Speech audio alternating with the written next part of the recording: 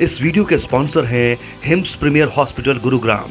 किसी पुरानी लंबी बीमारी से हैं परेशान, सालों के इलाज के बावजूद नहीं पड़ा फर्क, तो हिम्स हॉस्पिटल गुरुग्राम को दीजिए 72 घंटे। क्योर एट 72 आवर्स कैंप के बारे में जानने के लिए कॉल करें, नंबर आपकी स्क्रीन पर है।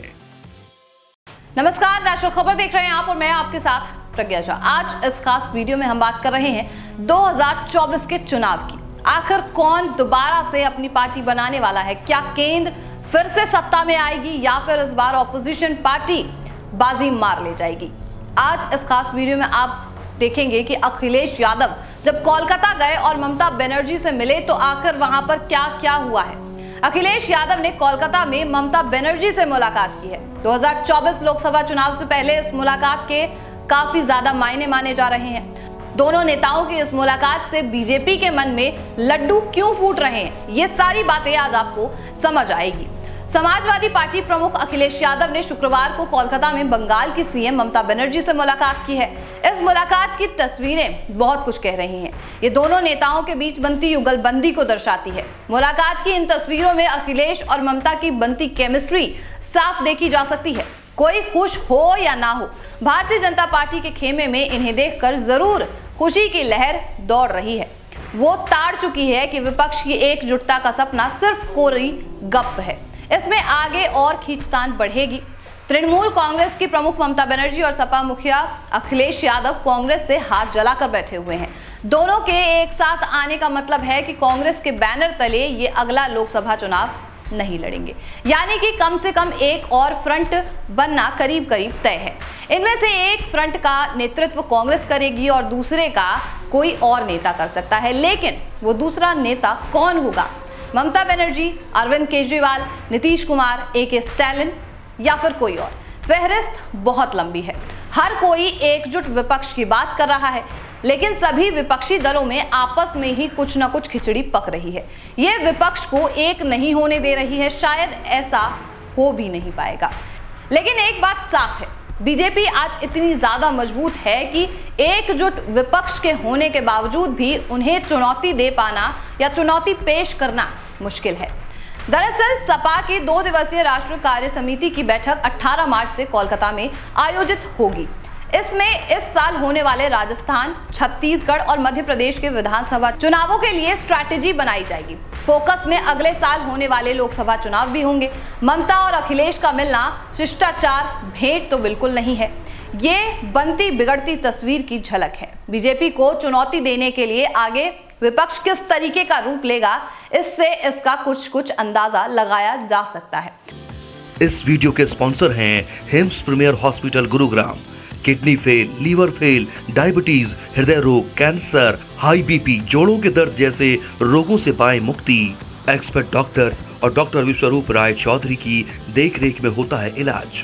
अपनों का है ख्याल तो करें अभी कॉल, नंबर आपकी स्क्रीन पर है। हालांकि एक बात यह तय है कि मुकाबला बीजेपी बनाम ऑल नहीं होगा। एक मोर्चा तो होगा जिसका नेतृत्व कांग्रेस कर रही होगी और दूसरा वो जिसकी अगुवाई किसी दूसरे दल का नेता करेगा। मुश्किल ये है कि अभी ये दूसरा फिक्स नहीं है। ममता और अखिलेश की बन चुकी है कांग्रेस से दूरी। अब ये समझिए कि ऐसा क्यों हुआ है। ममता और अखिलेश दोनों ही कांग्रेस से स्पष्ट तरीके से दूरी बना चुके हैं।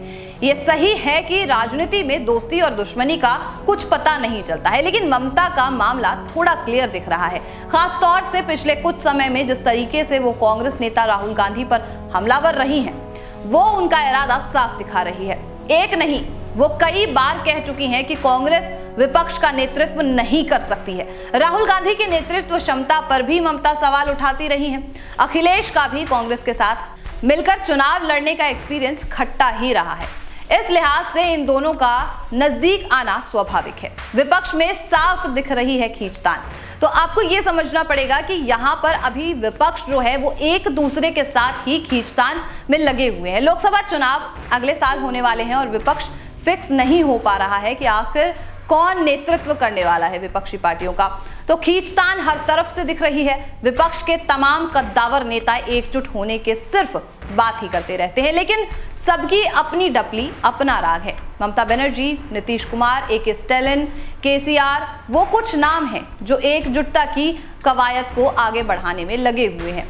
ममता को लेफ्ट बर्दाश्त नहीं है, कांग्रेस का लेफ्ट की तरफ झुकाव है, बीच में केजरीवाल भी हैं। दिल्ली के बाद पंजाब में आपकी सरकार बनाने के बाद वो भी विपक्ष की अगुवाई करने के लिए बड़े कंटेंडर बने हुए हैं। सब कुछ खिचड़ी बनता जा रहा है और विपक्ष भी इस बात को अच्छी तरीके से समझ रहा है। ये कंफ्यूजन कई मोर्चों को जन्म दे सकता है। अपने पार्टनर को डिसाइड करने में देरी ने विपक्ष को सबसे ज्यादा नुकसान पहुंचाया है। बीजेपी लगातार इसका फायदा उठाती हुई नजर आ रही है। अब तो मल्टी मोर्चों की सूरत साफ बनती दिख रही है।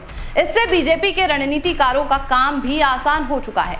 तो यहाँ पर ये सारी चीजें आपको समझ में आनी चाहिए कि किस तरीके से जितनी भी ऑपोजिशन पार्टी है वो एक दूसरे से ही लड़ रही है और इसका फायदा कहीं ना कहीं बीजेपी उठा रही है। और 2024 के चुनाव में बीजेपी तो लड़ेगी ही और दूसरा ऑपोजिशन पार्टी का नेतृत्व कांग्रेस कर रही है, लेकिन इसके अलावा जो दूसरे ऑपोजिशन पार्टी होंगे उसका नेतृत्व कौन करेगा ये अभी तक फिक्स नहीं हुआ है। तो हमें जरूर बताइएगा कि आपको ये पूरी रिपोर्ट कैसी लगी। तब तक के लिए नेशनल खबर के साथ बने रहिए। इस वीडियो के स्पॉन्सर हैं हिम्स प्रीमियर हॉस्पिटल गुरुग्राम।